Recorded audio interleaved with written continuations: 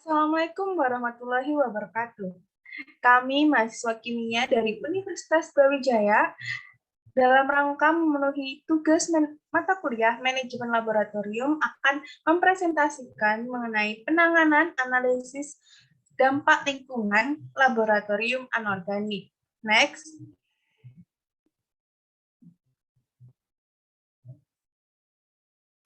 Berikut adalah anggota kelompok kami. Yang pertama ada Ahmad Lutfi Fahmi, yang kedua ada saya sendiri, Rona Fadilah, yang ketiga ada Dias Fiadi Lestari, kemudian ada Kamila Rohadatul, ada Nur Laili, dan yang terakhir Muhammad Alfan. Next.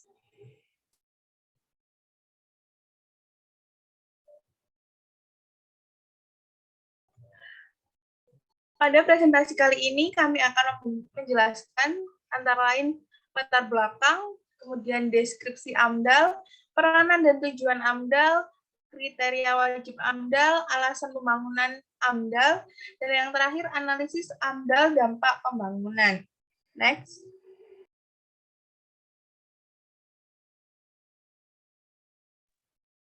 Latar belakang. Cara untuk memberdayakan potensi peserta didik adalah dengan menyediakan laboratorium. Laboratorium dibutuhkan sebagai sarana peningkatan pengetahuan dan keterampilan peserta didik dalam kegiatan perkuliahan. Laboratorium adalah tempat sekelompok orang yang melakukan berbagai macam kegiatan penelitian atau riset, pengamatan, pelatihan, dan pengujian ilmiah sebagai pendekatan antara teori dan praktik dari berbagai macam disiplin ilmu. Laboratorium kimia di tingkat perguruan tinggi, khususnya Universitas Brawijaya, dibagi menjadi 6, antara lain yaitu Laboratorium Kimia Dasar, Kimia Organik, Kimia Anorganik, dan Biokimia, serta Kimia Fisik dan Kimia Analitik. Pembagian ini dilakukan berdasarkan bidang masing-masing. Laboratorium Kimia Anorganik merupakan laboratorium yang bidang penelitiannya banyak di bidang kimia material dan kimia lingkungan. Selanjutnya ada deskripsi AMDAL. Next.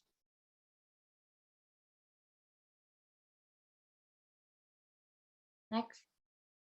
AMDAL atau analisis mengenai dampak lingkungan atau EIA, Environmental Impact Assessment, mulai diperkenalkan di Amerika melalui US National Environmental Policy Act, NEPA atau Undang-Undang Perlindungan Lingkungan pada tahun 1969 dan mulai diterapkan pada tahun 1970. Menurut Undang-Undang Nomor 32 Tahun 2009, tepatnya Pasal 1 Angka 11 tentang Perlindungan dan Pengelolaan Lingkungan Hidup, serta Peraturan Pemerintah Nomor 27 Tahun 1999 tentang Analisis mengenai Dampak Lingkungan Hidup, AMDAL adalah kajian mengenai dampak besar dan penting suatu usaha dan atau kegiatan yang direncanakan pada lingkungan hidup yang diperlukan bagi proses pengambilan keputusan tentang penyelenggaraan usaha dan atau kegiatan. AMDAL di Indonesia diberlakukan berdasarkan Peraturan Pemerintah Nomor 51 Tahun 1993 yang sebelumnya adalah PP Nomor 29 Tahun 1986 sebagai realisasi pelaksanaan Undang-Undang Nomor 4 Tahun 1982 tentang lingkungan hidup, di mana sekarang telah direvisi menjadi Undang-Undang Nomor 23 Tahun 1997 tentang pengelolaan lingkungan hidup, lalu direvisi lagi menjadi Undang-Undang Nomor 32 Tahun 2009 tentang perlindungan dan pengelolaan lingkungan hidup, dan saat ini sudah diubah menjadi Undang-Undang Nomor 11 Tahun 2020 tentang Cipta Kerja. Next. Dengan adanya AMDAL yang merupakan instrumen pengelolaan lingkungan, diharapkan dapat mencegah kerusakan lingkungan dan menjamin upaya-upaya konservasi. AMDAL ini berupa suatu analisis yang meliputi evaluasi dan pendugaan dampak proyek dari pembangunan, prosesnya, maupun sistem dari proyek terhadap lingkungan, termasuk lingkungan hidup manusia, yang meliputi penyajian informasi lingkungan, kerangka acuan, analisis dampak lingkungan, rencana pengelolaan lingkungan, serta rencana pemantauan lingkungan. Next. Selanjutnya adalah peranan dan tujuan AMDAL. Next.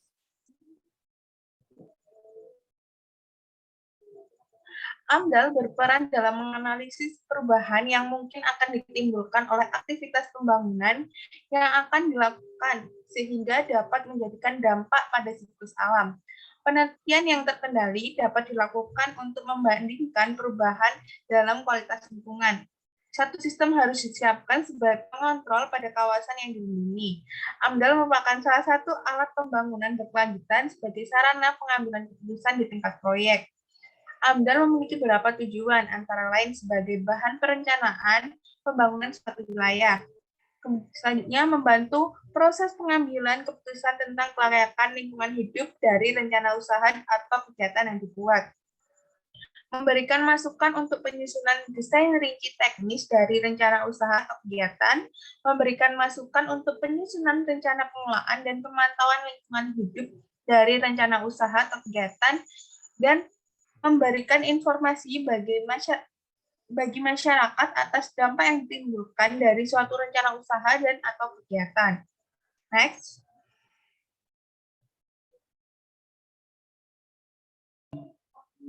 Kriteria wajib AMDAL. Next.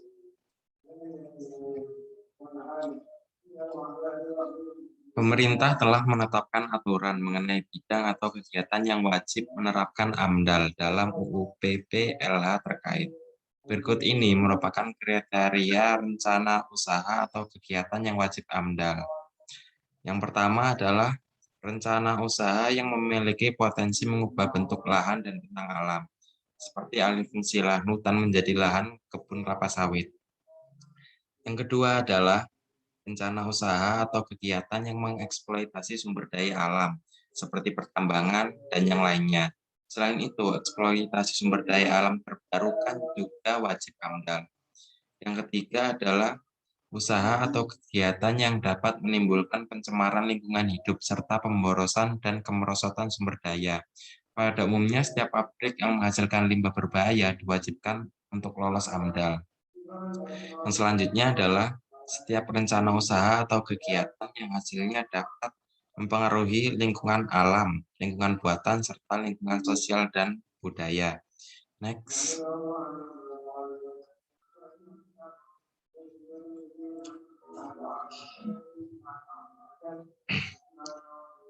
Yang selanjutnya adalah jenis rencana usaha atau kegiatan yang berpengaruh terhadap pelestarian kawasan konservatif dan pelindungan cagar budaya alam. Kemudian introduksi jenis tumbuh-tumbuhan, hewan, dan jasad unik. Kemudian yang selanjutnya adalah penerapan teknologi yang berpotensi mempengaruhi lingkungan hidup juga harus menerapkan AMDAL. Dan yang terakhir adalah setiap kegiatan yang berpotensi mempengaruhi pertahanan negara juga diwajibkan AMDAL, karena pertahanan negara menyangkut keselamatan warga negara. Next. Alasan pembangunan perlu AMDAL. Penerapan AMDAL dalam pembangunan lab dikarenakan untuk membantu proses dalam pengambilan keputusan terhadap kelayakan lingkungan hidup dari rencana usaha dan kegiatan, memberikan dalam penyusunan rancangan rinci teknis dari rencana usaha dan kegiatan. Selain itu, tugas utama dari AMDAL adalah memilah perubahan-perubahan yang ditimbulkan oleh aktivitas pembangunan. Satu eksperimen yang terkendali dapat dilakukan untuk membandingkan perubahan dalam parameter kualitas lingkungan. Pengkajian AMDAL yang terpenggal-penggal atau mengabaikan satu komponen tertentu dapat menyebabkan terganggunya kestabilan komponen lain.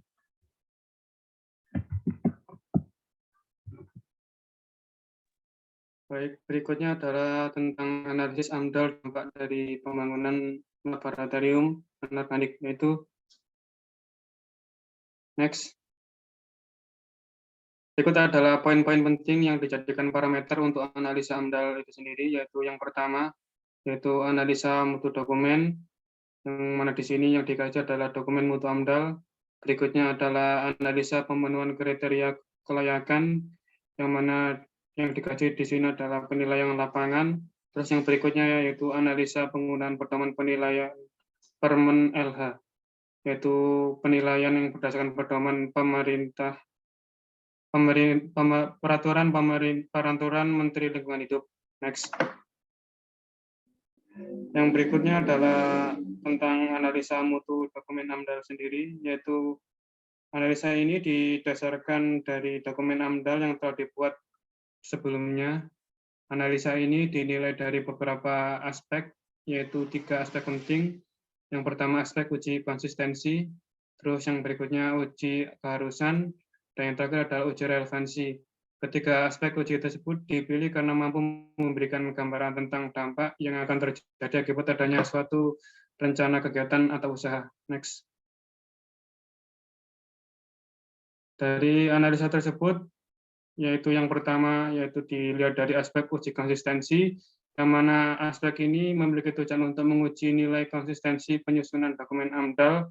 Nilai konsistensi dari uji konsistensi ini sendiri meliputi 10 hal, yaitu yang pertama ada metode pengolahan data atau PD, berikutnya ada analisa data atau AD, berikutnya ada perakiraan besaran dampak penting PBD, berikutnya perakiraan sifat dampak penting PSPD, berikutnya rona awal, hasil besar dampak B, berikutnya hasil sifat penting dampak S, terus berikutnya evaluasi secara holistik PF, berikutnya rencana pengelolaan lingkungan RKL, berikutnya rencana pemantauan lingkungan RPL, dan yang terakhir adalah jenis izin PPLH. Next. Berikutnya dilihat dari aspek uji keharusan. Uji keharusan ini dimaksudkan untuk menilai suatu dokumen AMDAL yang telah memenuhi aspek-aspek yang harus ada dalam suatu dokumen AMDAL itu sendiri. Next. Berikutnya ada aspek uji mutu relevansi, di mana aspek ini dilakukan untuk menganalisa dan menilai parameter lingkungan hidup yang telah dikelola dan dipantau. Aspek ini telah disajikan dalam dokumen RKL, RPL, serta relevan dengan ditelaah dalam dokumen AMDAL. Next. Berikutnya parameter kedua adalah analisa pemenuhan kriteria kelayakan, yang mana analisa ini dilakukan berdasarkan faktor lapangan yang bersangkutan dengan memperhatikan beberapa tolak ukur penting untuk menilai kelayakan antara dokumen AMDAL dengan kenyataan pengamatan. Next. Dalam analisa kriteria kelayakan lingkungan ini ditujukan pada beberapa poin tolak ukur, yaitu yang pertama kesesuaian rencana tata ruang, terus yang berikutnya kebijakan bidang perlindungan dan pengelolaan lingkungan hidup, terus yang ketiga kepentingan pertahanan keamanan, yang keempat perakiraan secara cermat mengenai besar dan sifat penting dampak, yang kelima kemampuan pramukarsa bertanggung jawab, yang keenam rencana usaha yang tidak mengganggu nilai-nilai sosial dan nilai entitas ekologis, yang ketujuh tidak menimbulkan gangguan terhadap usaha dan atau kegiatan yang telah berada di sekitar, dan yang terakhir adalah tidak dilampauinya daya dukung dan daya tampung lingkungan. Next. Berikutnya adalah poin analisa parameter terakhir, yaitu penggunaan pedoman penilaian Permen LH nomor 22 tahun 2021, yang mana analisa ini dilakukan berdasarkan dari penilaian beberapa instansi yang terkait, di mana instansi yang terkait tersebut melibatkan 2 responden, yaitu instansi lingkungan pusat dan daerah. Dan dalam tata laksana penilaian dan analisa ini dilakukan tidak semata-mata pada instansi yang terkait, tapi instansi atau responden tersebut harus setidaknya memiliki persyaratan berupa kepemilikan sertifikat penilai AMDAL. Next. Dalam menganalisa tersebut juga dilakukan metode untuk memperoleh perbandingan atau persamaan dari hasil pengamatan melalui peraturan ambang batas dari Permen LH tersebut, yaitu metode korelasi persen, di mana metode korelasi persen ini adalah metode yang digunakan untuk mengetahui hubungan antara 2 variabel yang memiliki data interval atau rasio. Next. Dan hasil akhir dari penilaian 3 poin parameter tersebut adalah pembobotan, di mana pembobotan ini akan memberikan suatu nilai, dan nilai tersebut akan memberikan hasil akhir berupa baik atau buruknya suatu AMDAL dari suatu bangunan seperti laboratorium tersebut. Sebelumnya, PPT sebelumnya.